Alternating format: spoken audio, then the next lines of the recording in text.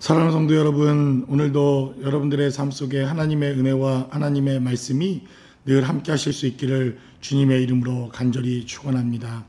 우리가 오늘 함께 나누게 될 시편 14편 1절로 7절까지 기록되어져 있는 하나님의 말씀을 통해서 우리가 함께 하나님의 은혜와 하나님의 축복을 생각해 볼 수 있는 시간이 되기를 원합니다.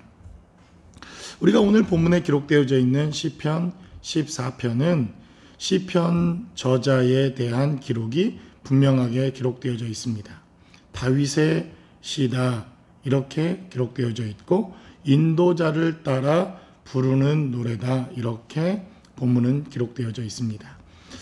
어제 우리가 본문에 기록된 말씀을 함께 나누면서 다윗의 시편, 다윗의 노래는 훗날 성전의 노래 예배 가운데 성전의 노래로 회중들이 함께 하나님을 예배할 때 불리워졌던 시편으로 그렇게 발전되어지고 많은 사람들의 사랑을 받는 노래가 된다 이렇게 말씀을 나누었습니다. 특별히 오늘 본문에 기록되어져 있는 시편 14편의 기록에 다윗의 시라고 기록되어져 있는 이러한 메시지들을 어떤 성경학자들은 다윗의 시가 아닐 것이다 이렇게 반박하는 신학자들이 있습니다. 그 근거가 되어지는 것은 7절에 기록되어져 있는 메시지 때문입니다.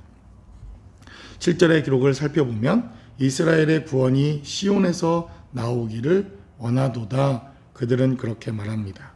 여호와께서 그의 백성을 포로된 곳에서 돌이키실 때에 야곱이 즐거워하고 이스라엘이 기뻐하리로다.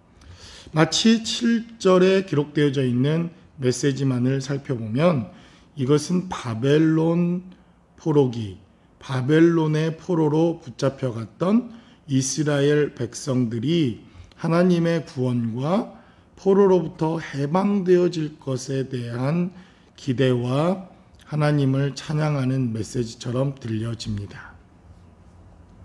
그래서 오늘 7절에 기록된 메시지 때문에 많은 성경학자들은 이것은 다윗의 시가 아닐 것이다.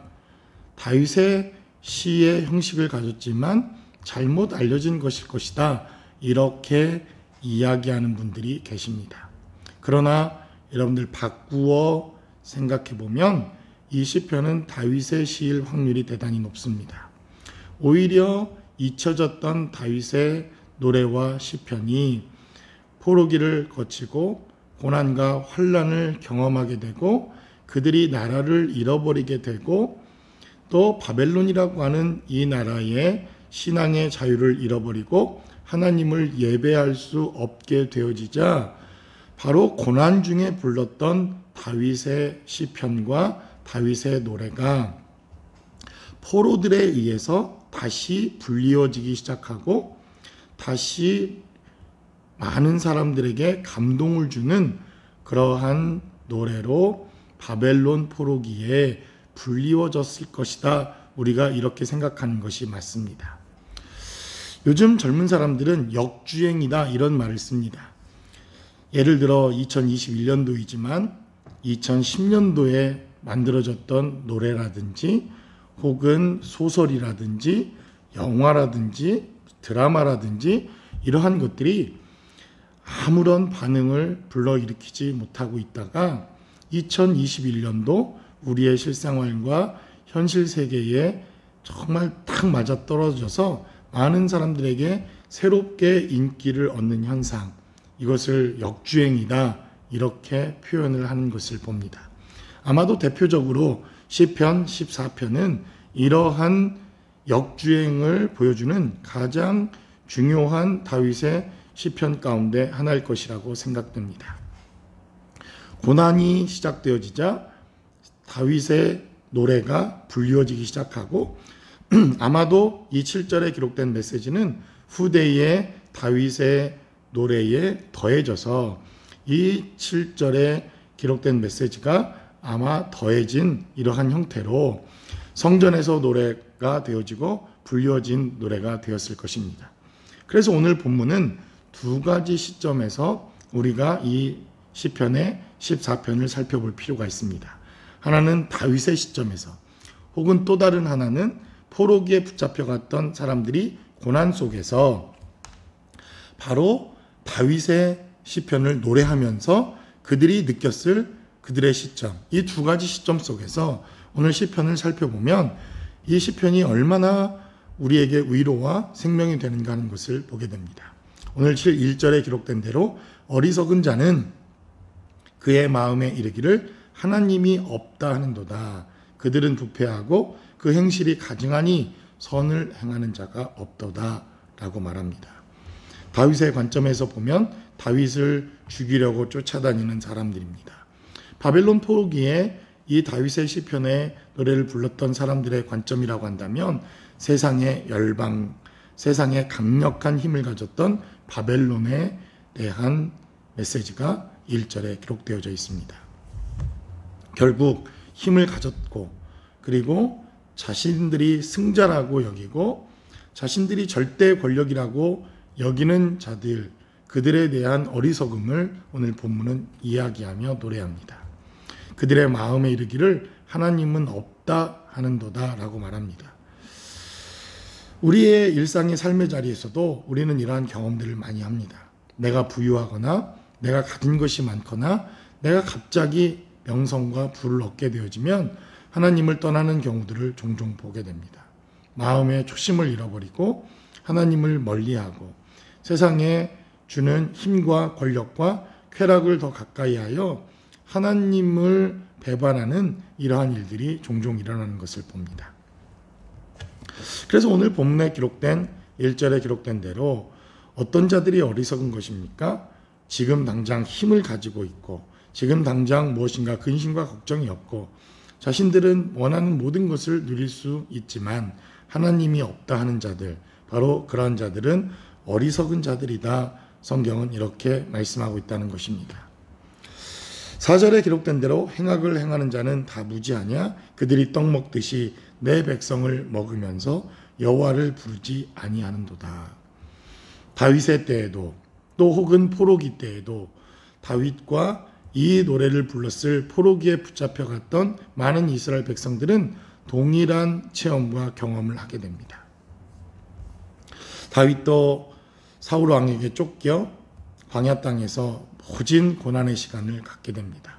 바벨론도 역시 마찬가지로 나라를 잃고 그들이 바벨론이라고 하는 포로 생활 속에서 그들은 모진 고난과 모진 역경을 체험하고 경험하게 됩니다. 바로 그때 정말 그들이 떡 먹듯이 하나님의 백성을 먹으면서 여호와를 부르지 아니한다. 이렇게 공통된 관점 속에 하나님께 예배하며 찬양하며 노래를 부르는 이러한 시점을 우리가 생각해 볼 필요가 있습니다. 그러나 8절에 기록된 대로 거기서 그들은 두려워하고 두려워했으니 하나님이 의인의 세대에 계심이로다 라고 말합니다. 다윗도 그 고난의 현장 속에서 주님을 바라봅니다.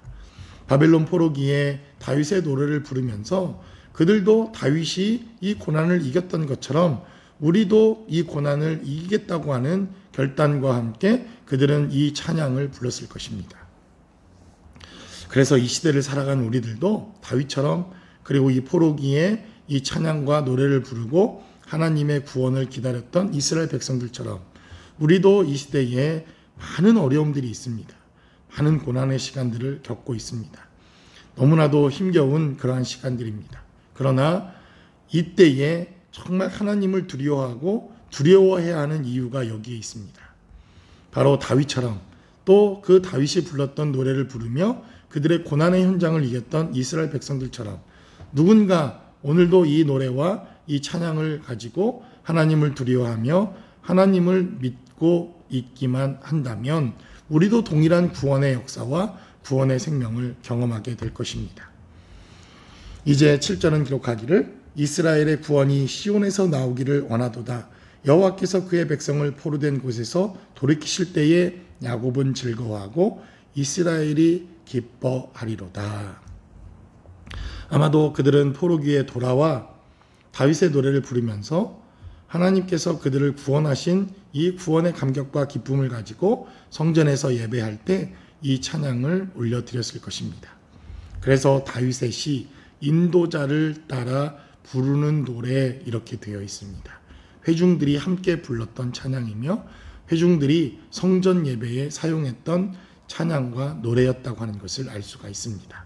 그러므로 저와 여러분들이 오늘도 하나님의 구원을 예배하고 찬양하며 하나님이 주시는 은혜를 노래하는 거룩하고 복된 성도들의 삶의 자리가 모두 되실 수 있기를 주님의 이름으로 간절히 축원합니다.